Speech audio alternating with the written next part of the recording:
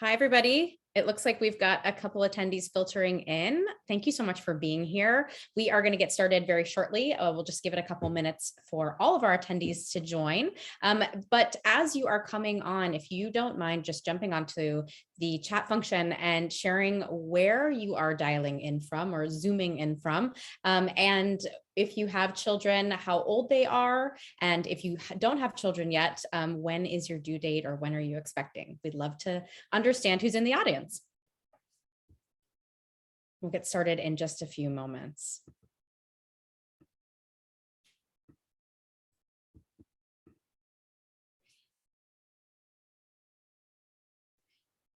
Hi, everybody. I see some more attendees jumping in. This is so exciting. We love to have you today, tonight, wherever you are in the world. We'll get started in just a few minutes. We're going to just keep on the line here for a minute or two before we get started to let the attendees come in. But as you're jumping on, just jump into the chat function and share a little bit about yourself, where in the world you are dialing in from and how old your child or children are, or if you are expecting, when are you due? Welcome, Los Angeles. We always have someone from LA in the house. That's exciting. Visiting us from the West Coast.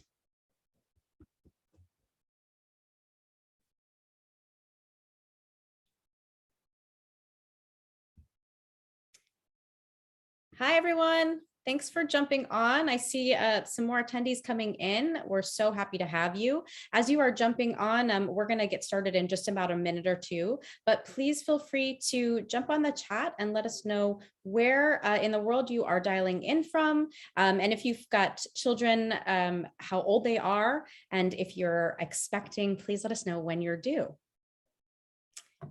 So excited to have you. I think we'll wait until just 8:05 and then we will get this childcare party started. Brooklyn, yay, congrats on your impending due date, very close. Another Brooklyn due in October, that's exciting. Congrats to everyone. Congrats to everyone who is making it on this webinar tonight. You already have a parenting win, whether you know it or not. Philadelphia, yay. So if you're just filing in, welcome. We're so excited to have you. It's so exciting to see these attendee numbers keep going up. If you are waiting on the line before we get started, please feel free to jump in and share where you're dialing in from, zooming in from. If you have children, how old they are, and if you are expecting, when are you due? We've got a lot of expecting parents in the next couple months. It's exciting. Southern California, we've got East Coast and West Coast here, and then a couple in between, Indianapolis, Minneapolis, all right, West Coast, due in August. Congrats, everyone. I'm gonna give it one more minute and we will get started. This is so exciting. You've got a lot of people who are still in a space where they can think about childcare. I don't even remember thinking about childcare when I was pregnant and due, or at least I don't remember what I was thinking. So I'm so proud of all of you for being here. All right, so I will share once again, welcome. As you're jumping on, as you can see, the chat function is filling up with where people are from and if they have children, how old they are, and if they are due, when their due dates are. Welcome from all around the country. Right, it's 8:05. We've got a quorum. Please keep it coming. We're so excited to have you, and let's officially kick this off. On behalf of Hatch and Vivvi, I'm really excited to welcome you tonight. We absolutely love Hatch at Vivvi. We think they are an amazing partner, an incredible source of truth for moms, moms-to-bees, and families out there in the world. We're really excited. I know this panel is excited. We hopped on a little bit earlier and we were chit-chatting about what we know is a really engaging and honest conversation on an important topic for all of us, learning more about the childcare options out there and gathering some insight from what right childcare solution or solutions would be right for you. I'm Gretchen Richer. I'm the Director of Family Experience at Vivvi. Vivvi is an organization on a mission to reinvent childcare and early learning for today's families. And we're doing that in a number of different ways. In New York, our campuses specialize in learning and care for ages 6 weeks to 5 years. And then nationally, we have an in-home program that essentially takes our school model and our teachers and places it inside your home. So truly expanding our coverage to meet people where they are, figuratively, but also literally.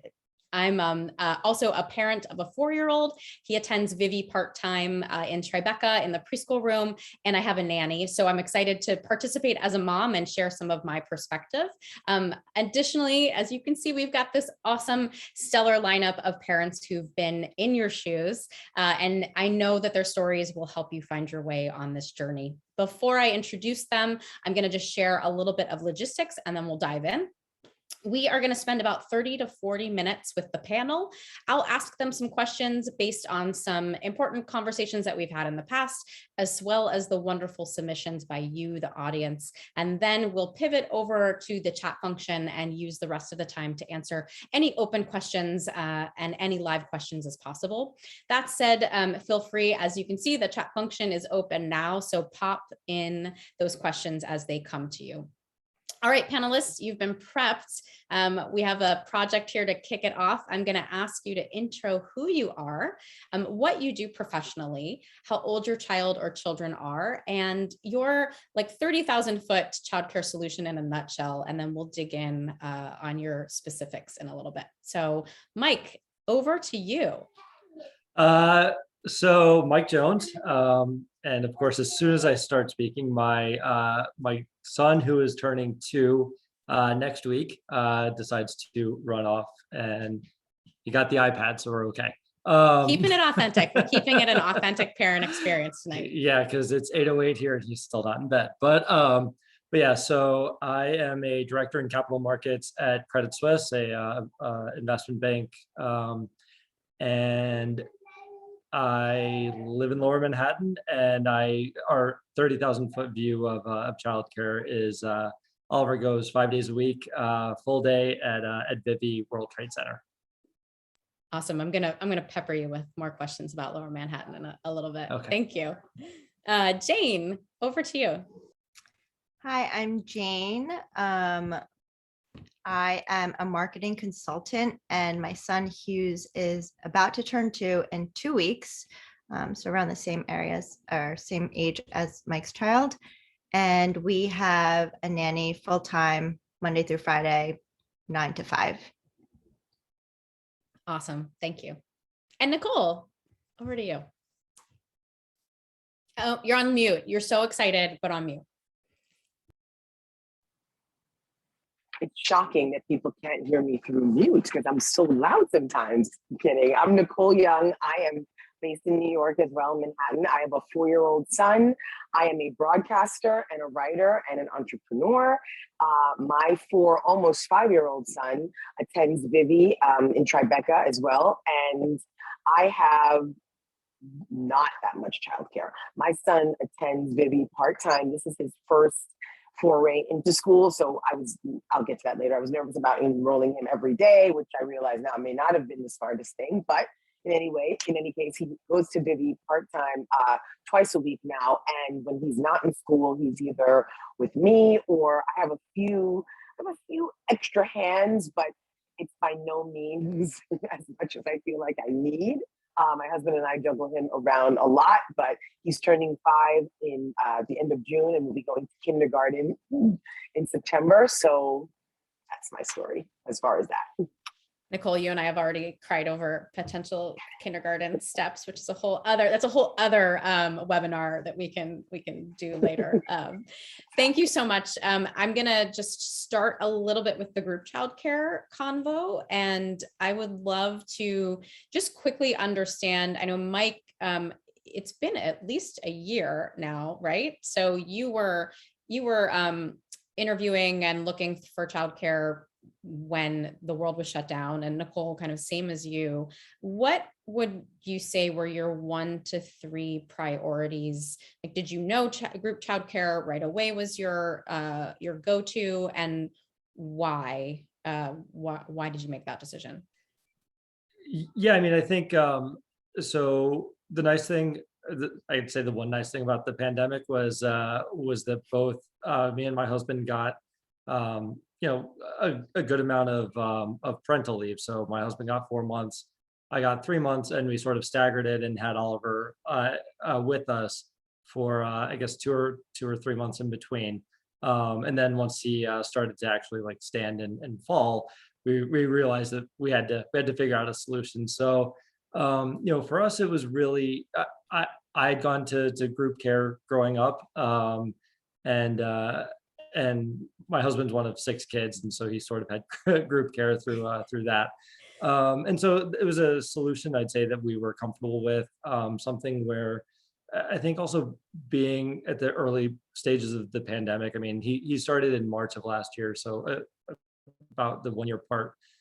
He hadn't really seen any other kids. My family's from Illinois, husbands are from Philly, so we weren't really seeing anyone. He didn't get to see other people that looked like him, and so I think for us, having him around other kids all day long was sort of something that we wanted. Also, just for both of our jobs, we were sort of torn with the part-time versus full-time route, and we decided we'll give the full-time a shot and see how it went, and luckily he loved it. And then the other, I'd say the other big thing was just proximity. We wanted something that was close by to us. It was Vivvi World Trade Center is 2 blocks from my old office. I actually switched jobs 5 months ago, and it's now no longer as close, but we're about a 15-minute walk, so it's doable. It gets my steps in. Thank you. And you said at the beginning, when he started standing and walking, and I know that sometimes it's great to have a group of experts that have been there, done that with different age groups. And I'm imagining that the group childcare scenario, you do have a band of experts that can explain a lot of things or guide you in those moves as well. Yeah, and I didn't mention it because I'd honestly forgotten it, but back then, Oliver had developed a food aversion, a bottle aversion, and so that was a big thing for us as we were trying to figure out what we wanted to do, and talking to the staff at Vivvi and seeing sort of what their experience was with that, and how they could help, and that was a big thing for us, and luckily that's no longer an issue. So thank you. And Nicole, you had kind of done a lot on your own or with your people for Cole as he was growing up, and now made the decision to put him into group care. What were your deciding factors? So when the pandemic started, Cole was 2, he was 2 years old, and I never intended to enroll him in like a twos program. I had been taking him to different drop-in classes, and I at that time had my aunt, my mom's youngest sister, was his full-time nanny at that time. She was at our house basically 7 days a week, just kind of doing everything for him because my husband and I were out working. And then it was kind of a hard stop once she physically could not come over because nobody could see anyone. So we were with him 100% of the time, really, throughout the thick of, quarantine and all of that. So that was basically from the time he was 2 until he was 3, almost and a half. So I knew that once schools were letting children back in, at that point he would have been able to enroll in like a pre-K3 program, but I didn't feel comfortable, honestly, just like sending him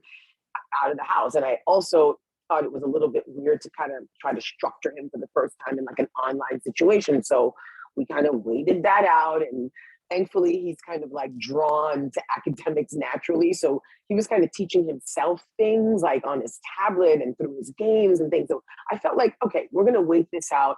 And I started looking into different programs where I could enroll him part-time once September 2021 rolled around. I wanted him to go to a pre-K program, but I wanted something that was part-time because I didn't feel like going from 0 classroom to 5 days a week classroom would work for him. And frankly, I didn't know if it would work for me. I was nervous and afraid. I will not lie about that. So I wanted a program that I felt was part-time. And I remember hearing about Vivvi through one of the various mom websites and groups and things that I frequent online. And I looked into the school, and I remember walking by and I couldn't find it because I was like, where is this school? This address doesn't make sense. But I finally found the school, attended a virtual open house. I met Gretchen for the very first time. And I instantly knew, just from what I was hearing at that open house about the Vivvi approach, that this was what I was looking for, somewhere that he could segue smoothly, but with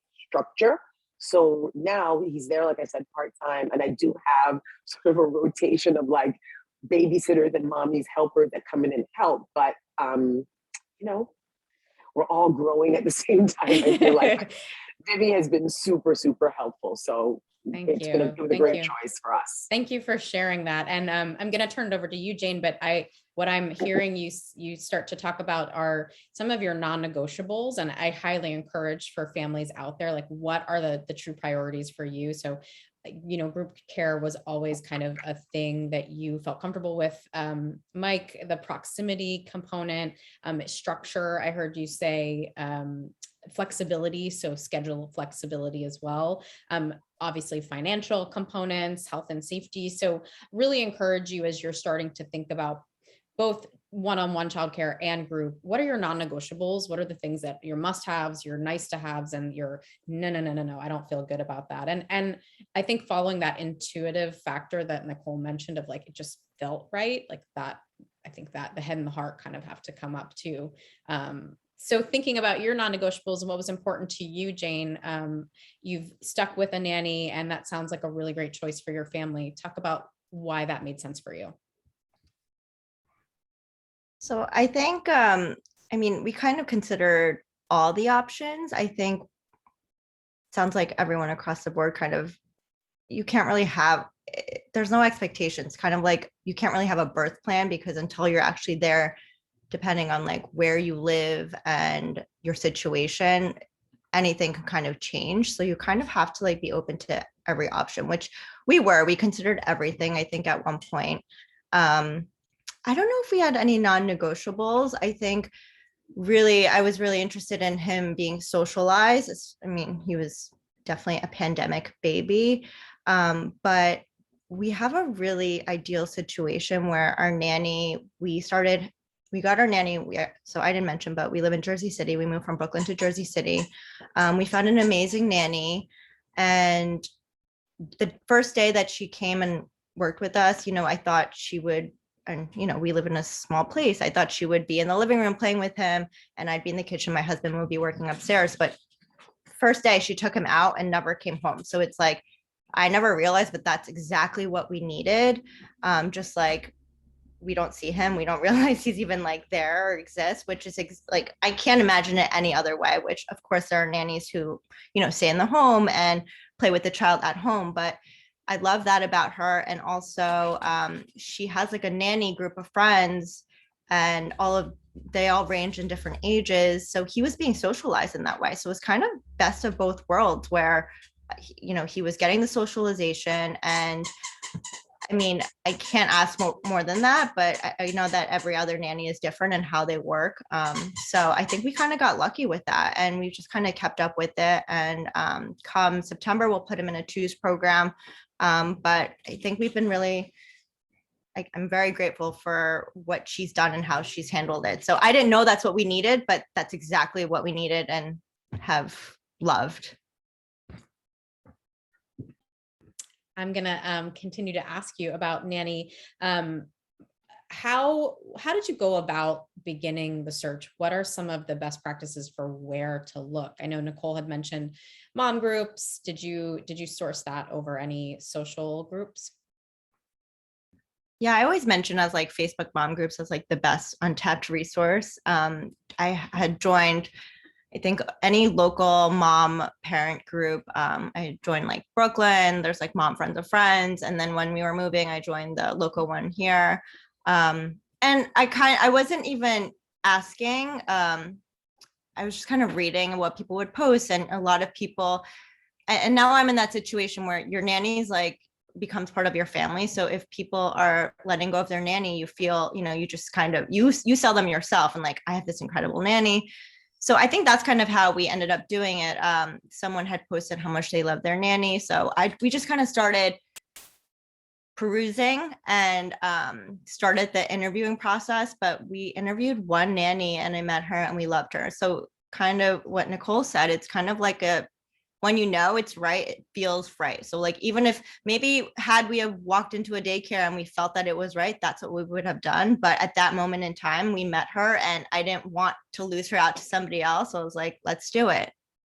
Yeah, thank you for that. I similarly did that with I live in Jersey as well for a mom's group. And I asked the question, here's what I need. Do you know anyone? And the same thing, I think families who are so excited about their nannies who might be leaving that time in their lives. A lot of times they have kept them on to do extra work to just like keep them.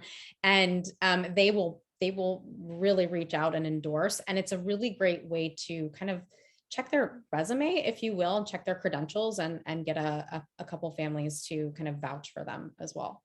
That makes sense. Any good, I feel like your vibe is very go with the flow. Did you have any questions that you think that were important for you to ask? I asked some friends, like, what do you ask in a nanny interview? What did we ask? I asked if, I don't even know.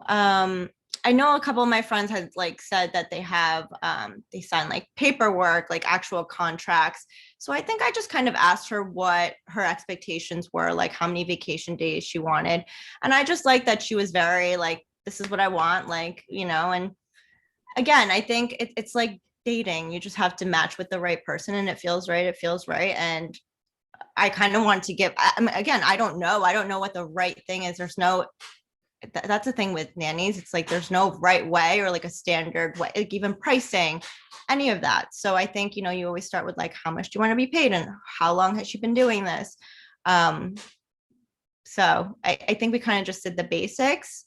But yeah, I mean, I could get into it later on, but again, it's like, then after a year, you have to do like the raises. And I think you just have to feel comfortable and from the get-go, have an open conversation and it not ever get to a point where it's an uncomfortable conversation where you have to bring up any type of salary or like any of that thing. Like those have to be like talked up front for sure.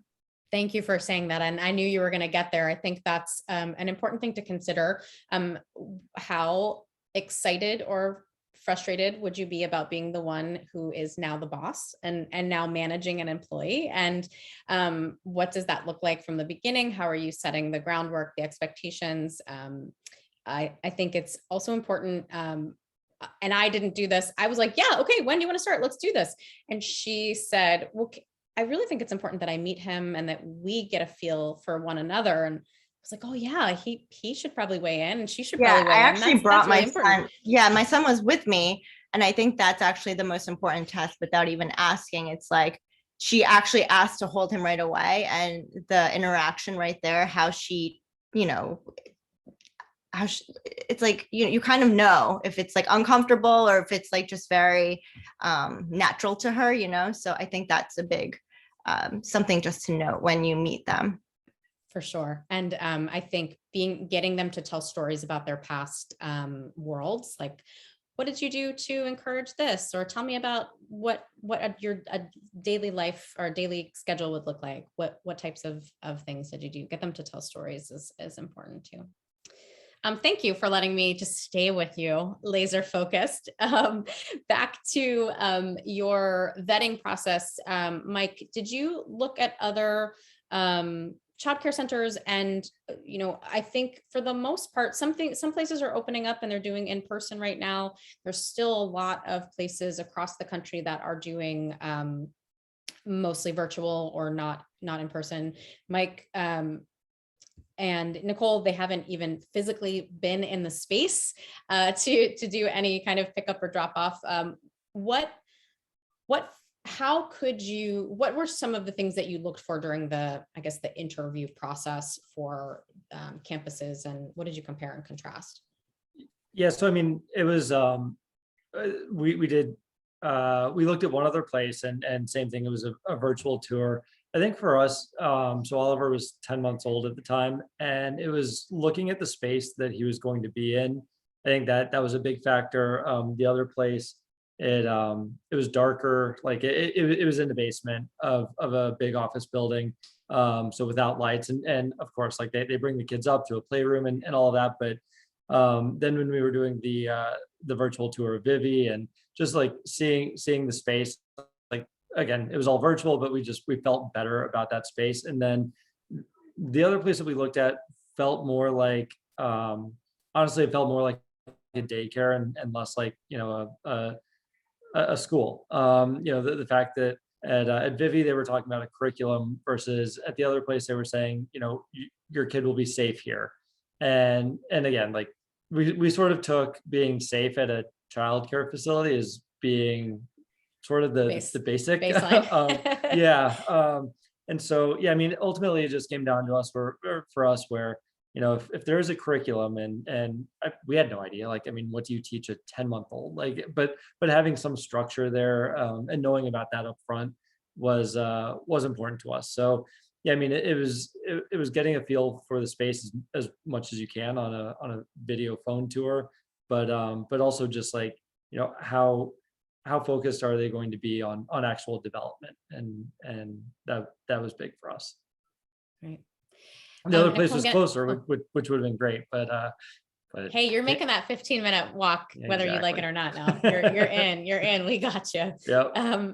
Nicole, you had mentioned a couple times your band of family members and friends, and I'm curious. I know that a lot of people's solutions, mine for a portion of my son's infancy, was my mom. And I think we lean on our family members if they're in the area, or if they're not in the area, we're asking them to come, please. Pros and cons of another family member, and some of the things maybe you didn't expect, or that you knew were important to set as an expectation. Well, I feel, you know, really fortunate for the amount of time that I had when I first had Cole, we had, you know, like a hired baby nurse, someone who was not a family member for the first few months. And then when she left, my aunt came directly in after that and stayed, like I said, until COVID. So even now, you know, I have a few cousins two in particular, who are sort of like in rotation with Cole, helping out when they can. And I feel like with family members versus, for example, babysitters that I work with now who are not members of our family, I try to just to establish what my husband and my, like, what our house rules are, like things we want for Cole, things we don't want for him to do. You know, when you're not home, you don't know what someone's gonna do. You can wire the house with a ton of cameras, I guess, to try to like look and see every single moment. But apart from that, you don't really know what is happening. So what you have to do is you know, if it's family members, make sure that you're leaning on people who, you know, within families, there's sometimes like just basic respect. Like if I say I want him to not eat this or go to bed at this time, I want to make sure that whoever's sitting with him is not going to feel like, well, you know, she's not here, so I'm just going to do whatever, you know, works right now. You want to make sure that you are using the family members who you have that kind of communication with, and that respect and trust for what you want to happen for your child when you're not around.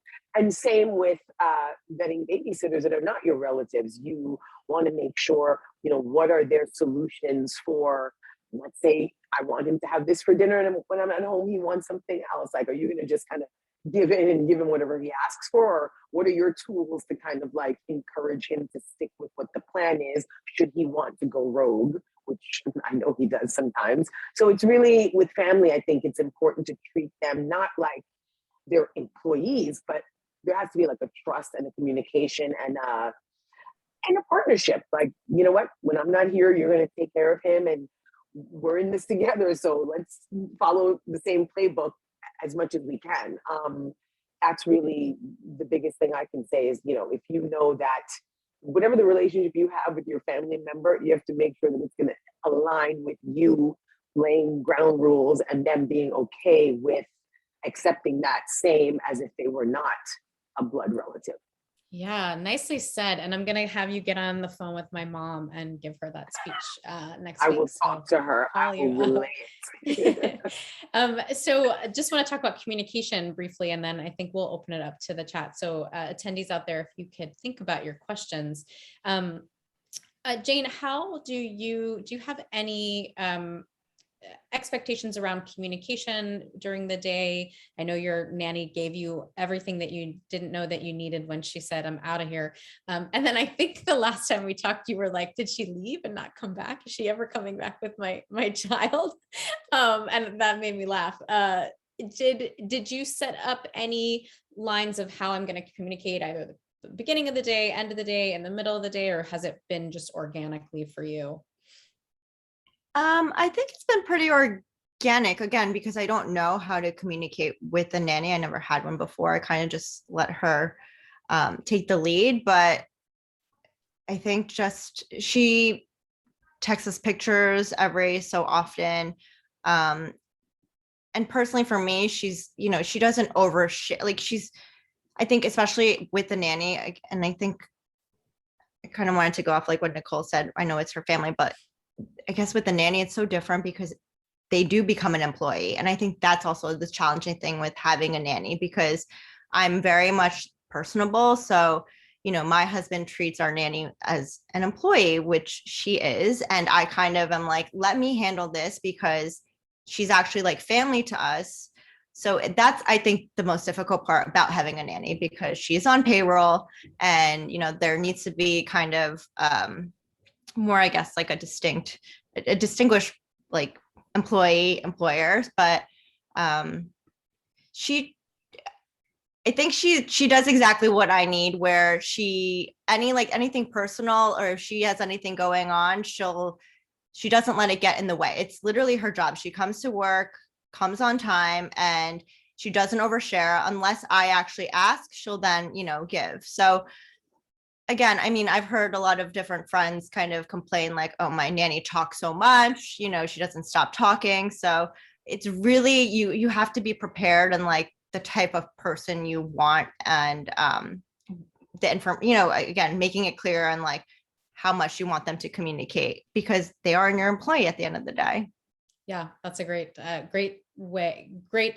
observation for sure. And I think too, it's important. I'm just going to pause I'm getting some alerts here. I think it's important too, if you're in a 2-partner family, that there's either alignment or, one another's role as it pertains to the nanny, just as you're saying, like we all have different dynamics. So being able to understand, someone might be better at the dishes than the laundry, and maybe someone is better at connecting with the nanny than not. So thank you for that. We have a couple questions coming in, and Mike, I'm going to pose this to you, and maybe Jane too. How far in advance do you recommend lining up childcare? Jane so eloquently said, like, you never kind of know until it's all happening, and then it's never happening in the way that you think it's going to happen.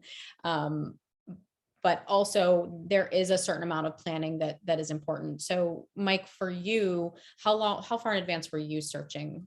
I'd say it was probably 6 weeks or so. I mean, we knew generally what we were going to do. We didn't know exactly when it was going to be, but it got to the point where we knew it was going to have to be something that started immediately once my paternity leave ran out. So yeah, I'd say 6 weeks ahead of time, we started the whole interview process and looking around and everything. And then, I think we were told that Vivvi was full, but there was someone who may not be returning. And then we got a call, I think the next day, saying that spot had opened up. So yeah, once we had decided, it all happened very quickly. I think literally we had the virtual tour with Vivvi maybe a week and a half before he started there. So but yeah, I mean, I think the Facebook groups were fantastic.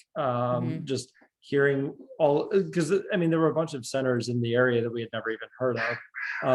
And we, you know, we see people asking the questions now, and the answers coming back where there's again places that we still hadn't ever heard of. So there are a lot of options out there, and I think getting a sense from the Facebook groups of what those options are is helpful. And because there's so many, I do think that, you know, starting a month or two early is probably, you know, a good idea. Yeah, I think, and thank you for that, Mike. I think too, infants tend to the rooms tend to fill quicker. I think a lot of people are very much diehard in the group childcare, or that is the option that feels the best for them. And so we find too that the infant spots typically fill up pretty quickly. So it's never too early to start searching around and getting a vibe, especially if that means like crossing some things off your list. And then you can also ask, like, do you typically have a wait list? Depending on where you are in the world, they might be running wait lists. They might not be running wait lists. There might be some deadlines on, maybe they're not even accepting applications until September for the next year. So I would say that 6 weeks to a couple months in advance is certainly important. But also group childcare for infants, I'd go ahead and start casually looking around now. It's never too early. And then separately, we had any tips for navigating a nanny share situation. Have either you, Jane or Nicole, done a nanny share, and any tips that you have? I think I can actually our nanny, we started doing part-time, which is actually what I initially looked for. So again, I think it's kind of same situation with daycare. You never really know if you want part-time or full-time. And part-time's always like the safer route, just to kind of like dip your toes in. So we started part-time because I was just starting to get back into working. And it was kind of ideal where I you know, open communication with the other family, and they obviously loved the nanny. And it was ideal where they just needed our nanny towards the later half of the day. So it was perfect. And eventually it just worked out where, you know, I think communication is really important. They were like, we'll probably have her, you can take her full time whenever you're ready, you know? So it was just a very fluid situation, which I think for me, Gretchen, you said, like, I'm kind of go with the flow. Like I like that flexibility where I was like, okay, if I still want her part-time for this amount of time, it worked. So again, it was ideal for me. But I think a nanny share situation, if you can make it work, is great. But when it comes, you know, we're actually moving probably later next year. And I had asked my nanny, or actually, I'm sorry, we're going to put him in daycare. So I actually asked my nanny, would you want to work with another family when he's in daycare? And she's like, honestly, no. I'd rather just stay with one family full time. Again, her just being very transparent. So I was okay, again, I don't want to lose her, so I'm going to keep her. But I think what it comes down to, it's an ideal situation for you, but always make sure that the nanny's happy too, because you don't want to exhaust them. It's a lot of work for them, and they have to, again, it's their full-time job. So you want to make sure that they're at their best and have your child be their priority at the end of the day. Thank you. I'm going to jump in and talk from some experience where I've seen some of my friends and colleagues, but also for our in-home program, we do one-to-one with nanny or childcare provider and child, and then 2-to-1. So we'll partner you, or we help assist partnering you with the family. And some of the benefits that I think you should consider, but also some of the things to just be aware of are, would the other family be willing to do both locations? Because I think then you get the benefit of like light household care if they're going to do like bottle prep or meal prep or any, you know, baby laundry, then you're getting the benefit if you're able to share homes. So thinking about how everyone feels about commuting, how everyone feels about sharing the environment, if that's something that you're willing to do, what your own commute is. Alignment, like I think about what Nicole was saying on just aligning on how, you know, what's important to you as far as your childcare provider and that vibe emotionally, but then what's important as far as structure. Are your parenting styles similar? And would that be something that the nanny can focus on? Just kind of putting those two kids together. There might be a family that's like really loosey-goosey on how they think about things, and then some parents that are, very specific on nap times and eating times, and that's obviously going to be juggling two families and two children. So just thinking about like the logistics of it all, and are you willing to do some of that sharing, and the emotional like types of parents that you are you aligned in your values? I hope that helps. And then from sourcing, what we recommend when we're talking about it through the Vivvi in-home is like, what is your Rolodex? Do you know, Facebook groups, social groups, who in your community is in charge of knowing other people? So one family found a nanny share through their hairdresser who knew of another family. One found a family through their realtor. So kind of getting creative about your own network to see, who knows other people and how they can match me up. Thank you for those questions. We have another question about first time child. So exciting. Curious about people's experience with childcare support for newborns. So oftentimes care usually starts after the 6-month mark or after the 4-month mark. Did anyone have a night nurse or a postpartum doula? I think, Nicole, you had some part-time, full-time help and maybe a night nurse. What did you find most helpful and worthwhile? Thank you for that answer. We did have, we did have a baby nurse who lived with us part-time. It was, I guess they consider it a night nurse, but she came sort of like midday and then stayed all night and spent the night. And then she actually had a part-time family that she was going to for a few hours midday in between, when she wasn't with us. We actually found her, I found her through a pediatrician who recommended her that I had interviewed with when I was pregnant. And funny, that pediatrician who I was ready to have her be our pediatrician, her practice closed right before I went into labor. So I basically gave birth and then had to find a new pediatrician. But so our baby nurse was referred by that pediatrician.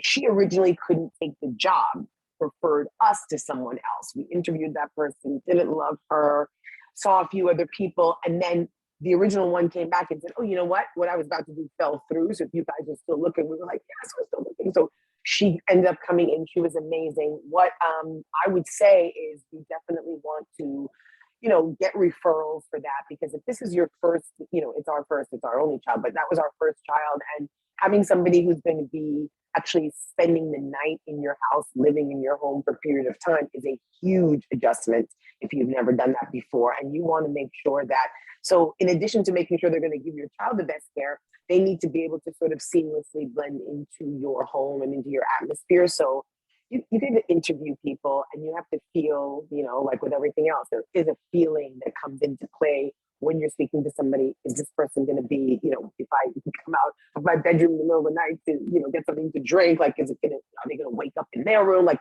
what's that person's schedule? Just how are they going to fit into your home atmosphere and into your life? So you may or may not meet somebody right away who you vibe with.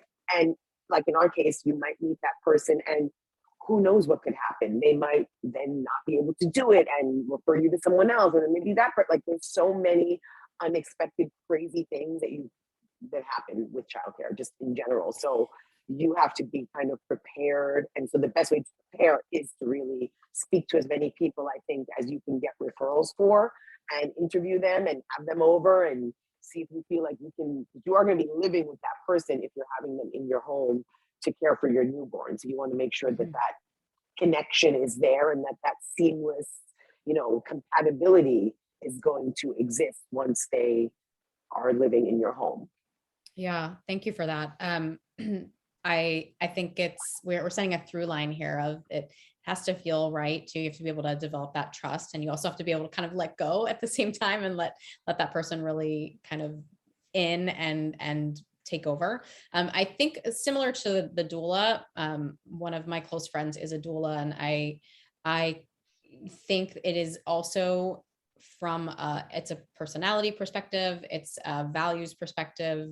If that aligns with you, then I think the benefits can be really not just if you're thinking about birth doulas, but postpartum doulas are really there for you. They are essentially your brain, I think, and in many cases of helping you set up like schedules that make sense, schedules that you can manage, helping you do like sort of step by step back into reality.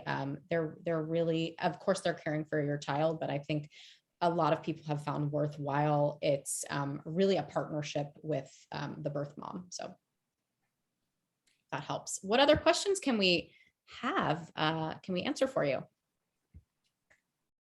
Here we go. All right. So we have someone here whose son is 7 months old now, such a wonderful age, and is thinking about sending him to daycare when he's 2. The family speaks Korean, so afraid that he might not understand English when he first goes to group care. Any thoughts from any of you on this? And then I'll jump in too. I'll actually answer that one. Language. Yeah. So I'm first generation. My parents grew up in Korea, coincidentally, but from what I understand, I obviously don't remember this young of age, but my parents always tell me all I spoke from when I first started speaking was Korean.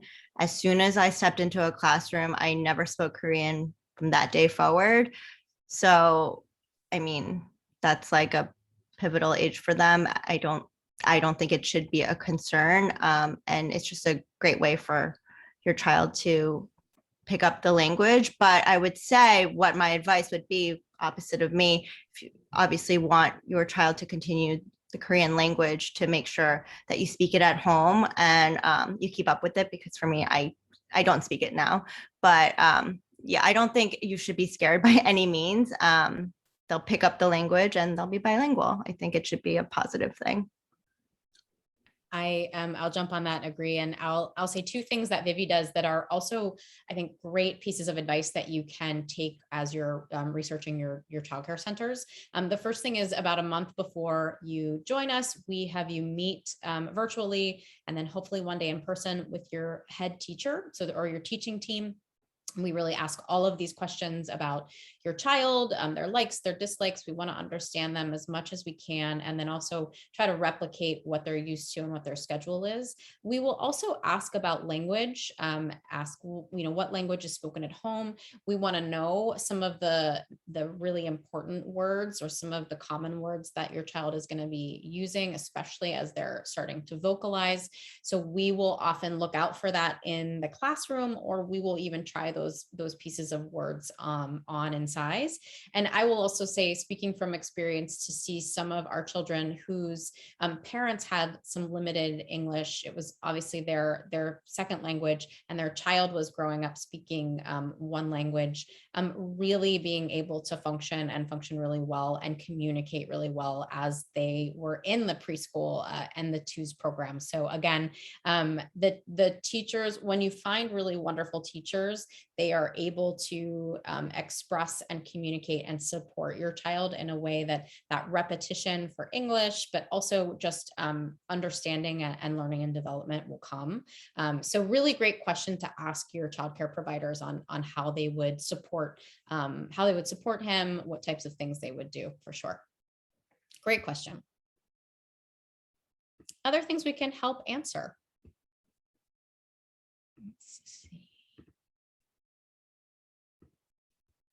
Anything else? Oh, wait, I'm missing the chat function over here.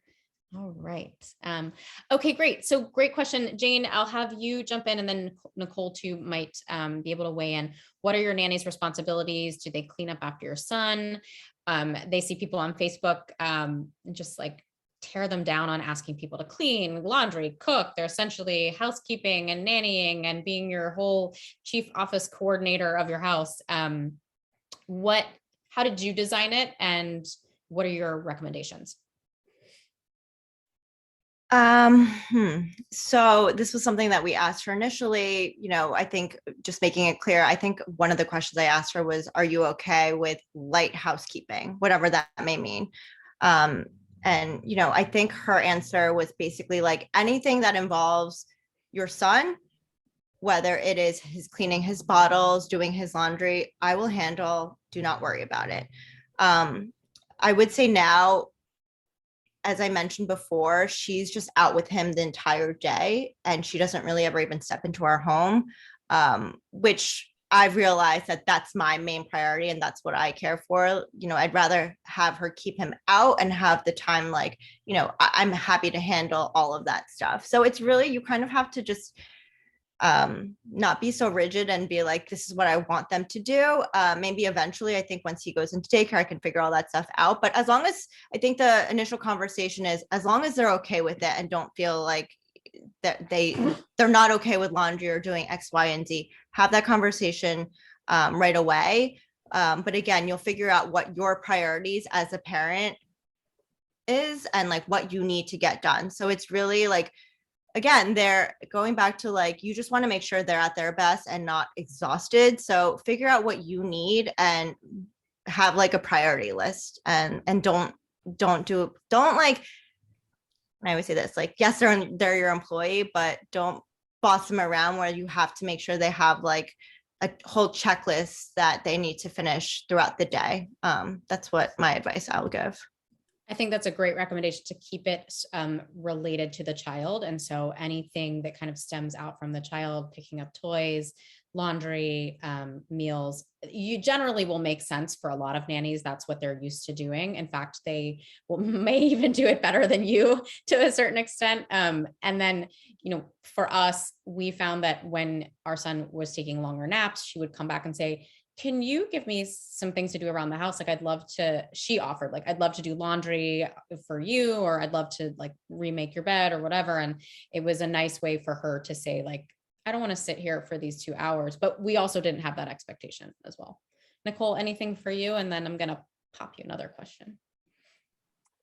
So I kind of feel similar to Jane that, and you as well, Gretchen, that keeping the duties kind of in line with what the child needs, not so much like general housework and things. You know, I have heard stories where it's like, oh yeah, my nanny's doing that. Like, oh, so your nanny's also your personal assistant. I don't think that we should really, and this is just, you know, a personal thing. It's definitely family to family, situation to situation. If you hire someone who is, as Jane mentioned, like okay with doing these other things outside of the childcare responsibilities, then that's great for you. But I would certainly say that, you know, you don't want them, you do want their main focus to be on the child, and you don't want them to start to feel as though, you know, I have all these things to do. Like, we as parents have so many things to do, but that's our job to do 90 million things, because that's our life. But their main job, I think, is in the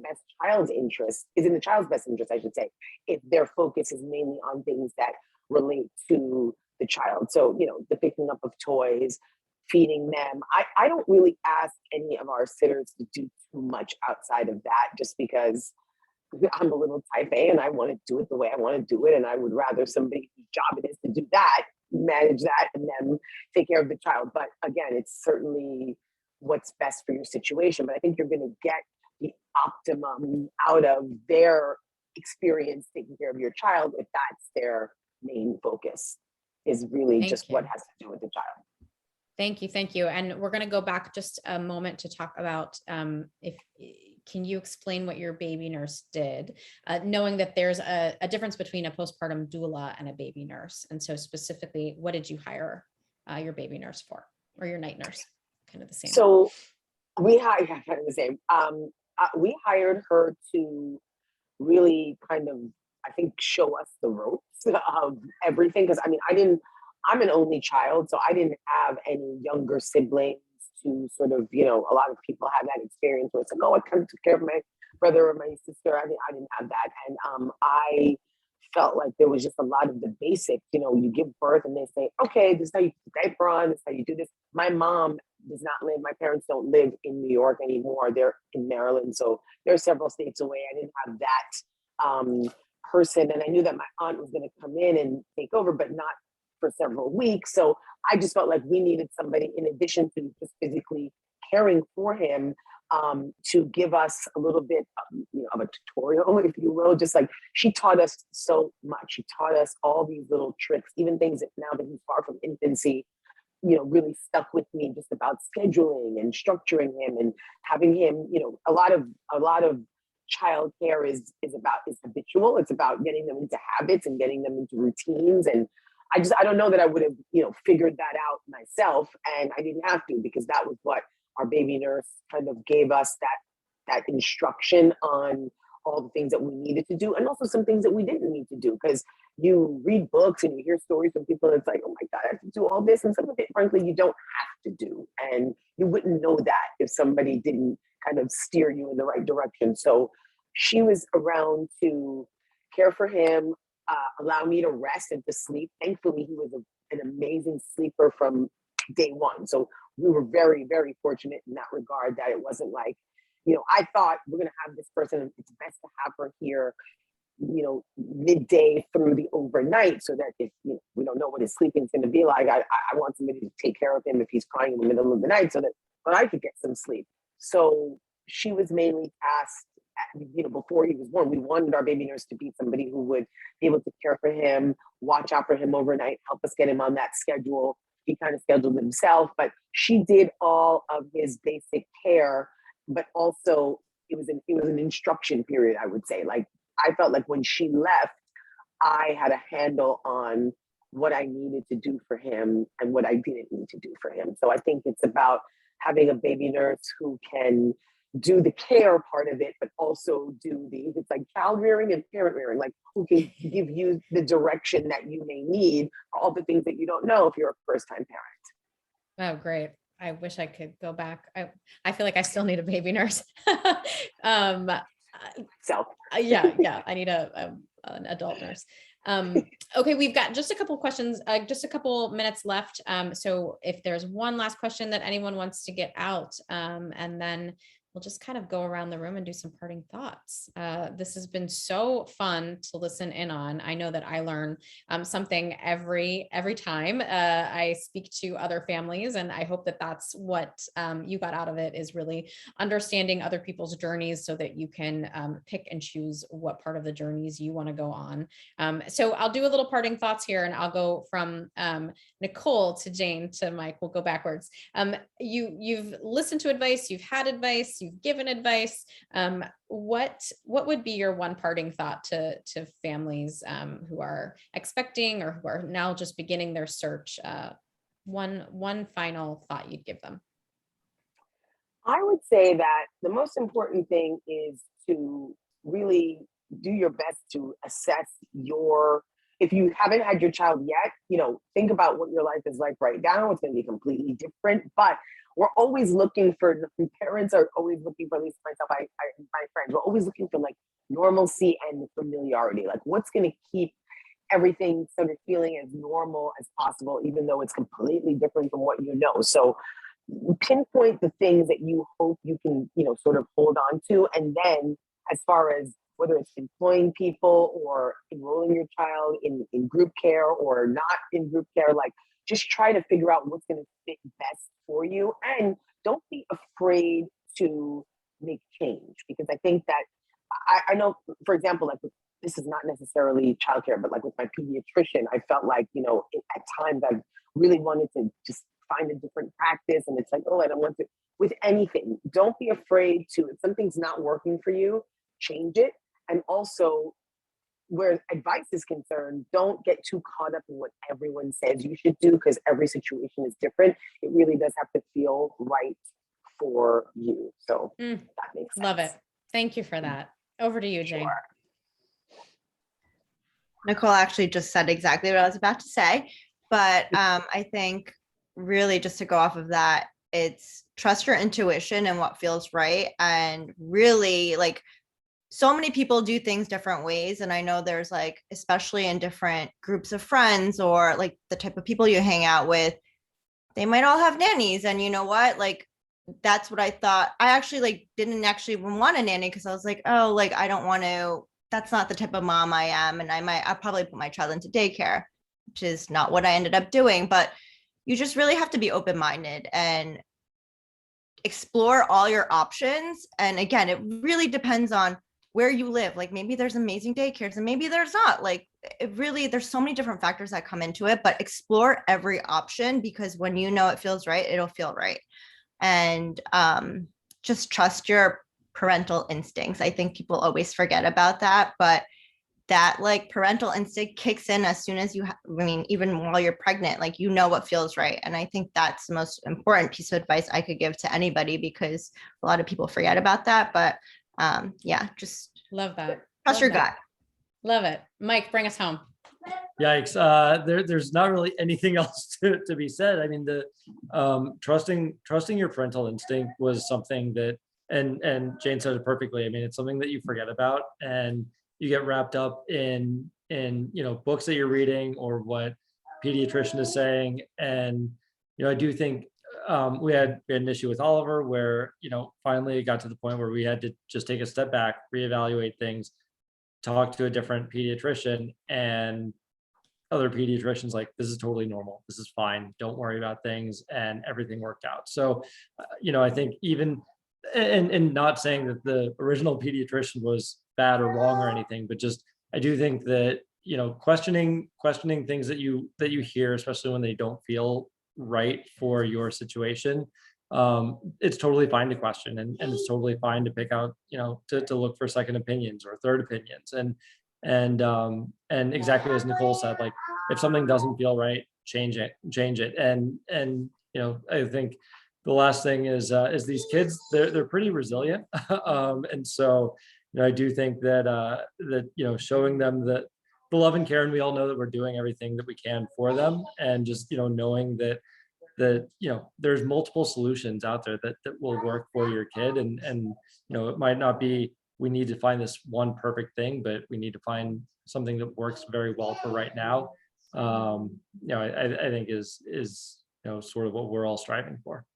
That's awesome. As you can see, we could talk all night about this, but everybody needs to go to bed. I heard trust your gut, advocate for your parent instinct, be open to explore all options, and also be open to change. Thank you, panelists. You rock. So excited to have you tonight. Thank you, attendees. You rock. You are really doing it. You're winning already.